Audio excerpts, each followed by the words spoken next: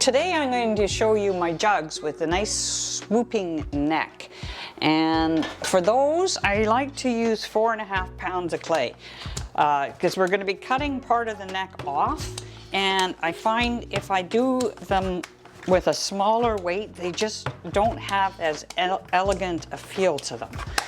And we want to be elegant and classy. So let's go with 4.5 pounds, all ready to roll. This is Laguna's B-Mix 10.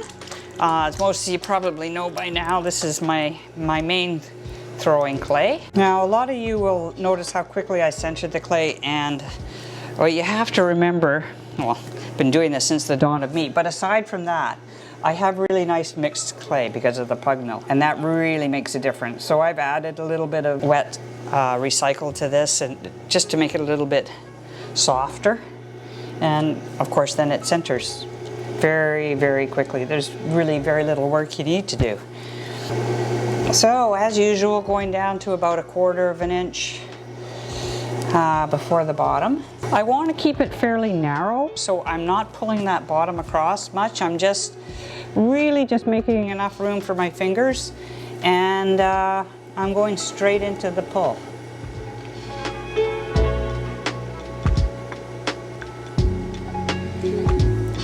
Pull number 1.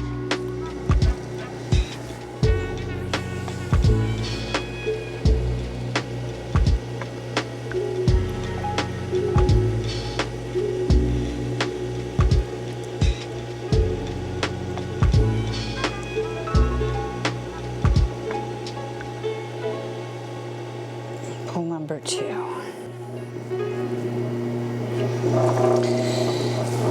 Okay, so now I'm going to choke it in a little bit because I'm wider than I want to be.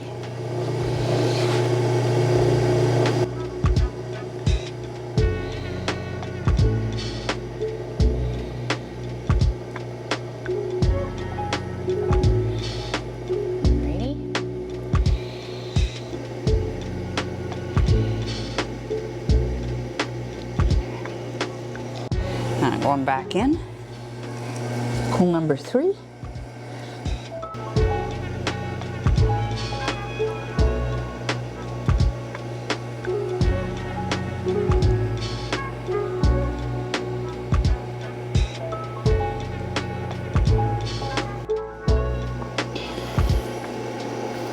Okay, so I don't really need to choke it here, but I just am going to anyway. Sometimes I just like to take a minute and feel the pot and know everything's tickety-boo. Let's go for it. Well, oh, I guess my sleeve is also getting in the way. Okay, I gotta tidy myself up.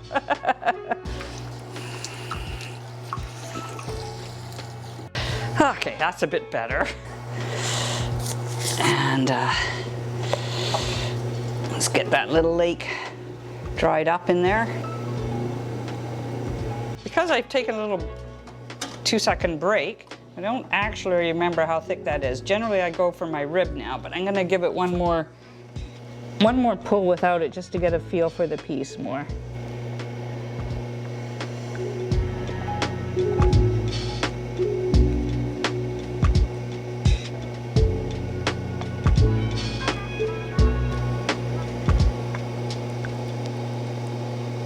Everything feels really good.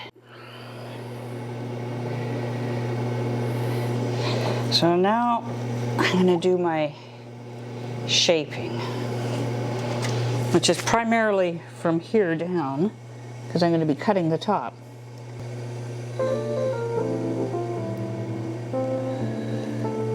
And now I'm starting to pull inwards, already thinking about how I'm going to be cutting that neck. I'm going to go back down. Because it's a jug, I don't want it tippy, so I'm going to make sure there's a good swell at the bottom so the balance is nice when you pick it up. That's not bad, but I'm picky, so I'm going back. There we go. That's what I want to see. Okay, that's looking really good. I'm really happy now. Okay, so now I'm gonna turn my tool around. Probably not going in again, so why don't I tidy up the bottom?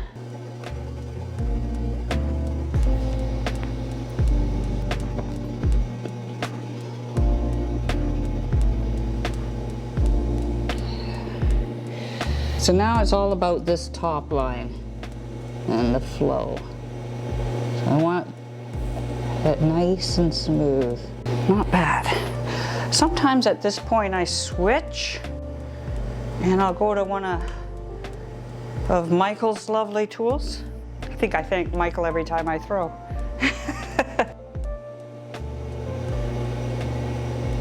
Okay, there we go.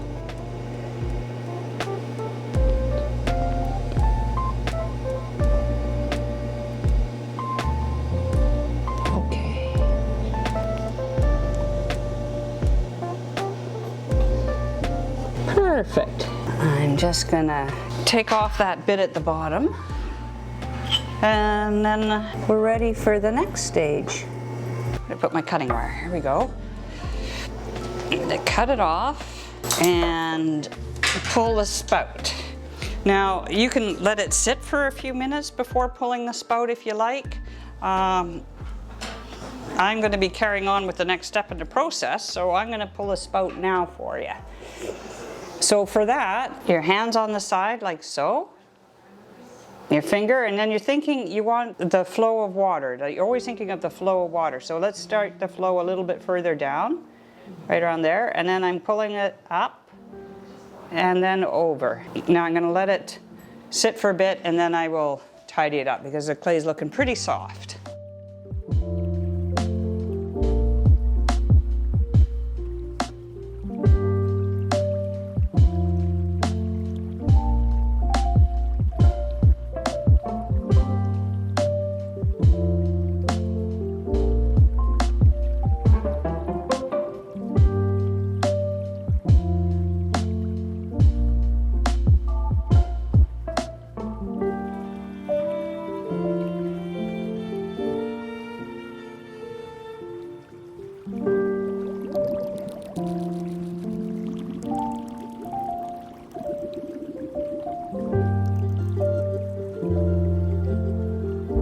When your apprentice brings you a cappuccino just in the middle of a video, oh, that is so good.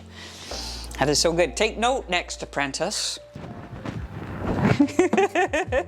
So obviously you can pull the handle and drape it down and add it later, but I'm going to show you how to pull it off the jug. Now I'm going to be cutting this, so I need to keep that in mind as to where I'm going to place the handle. So I make my little scratch right there. I'm going to attach the handle. So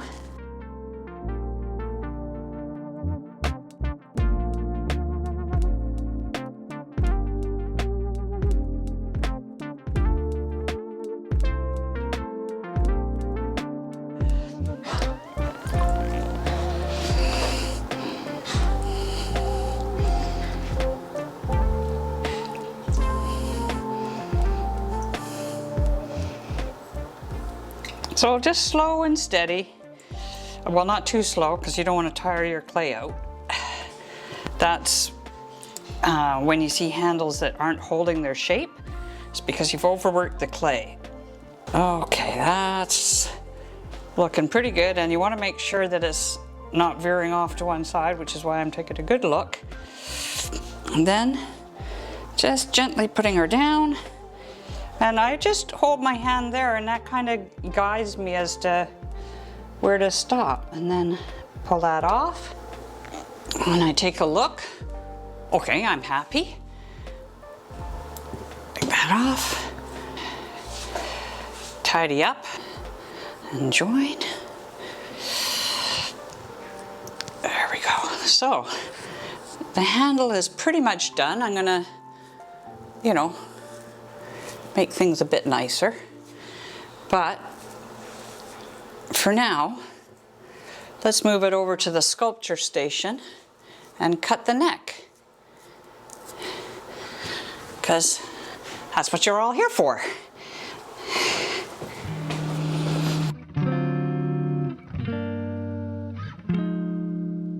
So now we're ready to cut this top. Now, the first few times you do this, it is a little intimidating. The more you do it, the easier it gets. Nice used fettling knife is actually really fine through all the years. I'm gonna sort of dig in here. I'm gonna come around and I'm gonna go up and end there. Okay? Here we go. Around, around, around. And then at this point, your clay is getting a little stiffer, so you have to be a little bit more gentle. Let's get to the top, and there you go. So there's your first cut. Don't worry if you don't nail that on your first go. And as you can see, as I was talking, I went a little high on this end, because you can go back, right? So there, I just cut that off. So now I'm taking a look, and I'm like, okay, let's go a little bit more here. I think I kind of got it.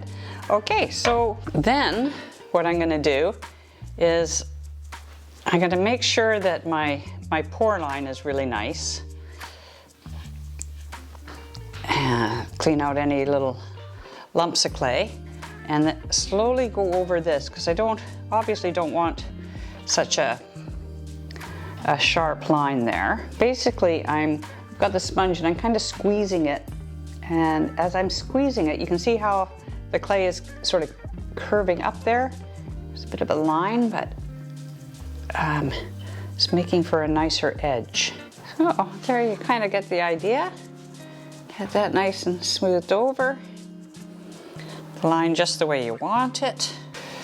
Doesn't look like a freshly cut line anymore. Pretty much done there. I'm gonna go back over the spout again, but before I do that, I'm just gonna take another little look at the handle, and I'm gonna tidy that up a little bit. But I can fart about with that later. So why don't I show you the final bit. I'm gonna put the jug down here. Get some water on my hand, and I'm just gonna go over this line a little bit more. Just thinking about, how the water's gonna flow. So I'm making a ridge for it to come up and out. So just think like the water. There we go. And that's pretty much it. Let's see. So at this point, it's pretty much done. I will just take a good look at it and tidy up anything that I think needs tidying up. Now you know how I make my jugs, and there's a picture in my book in the cone 6 section of 4 jugs in a row in glazes that I did for years, my cone 6 oxidation. Of course, all the glaze recipes are in the book and how to fire them, and plus many more tips. So I hope you'll purchase the book, and in doing so, don't forget you're supporting the Legacy Project, because all the royalties go back to the project. So you get to enjoy a good read and give back at the same time. It's a good thing. Pot on.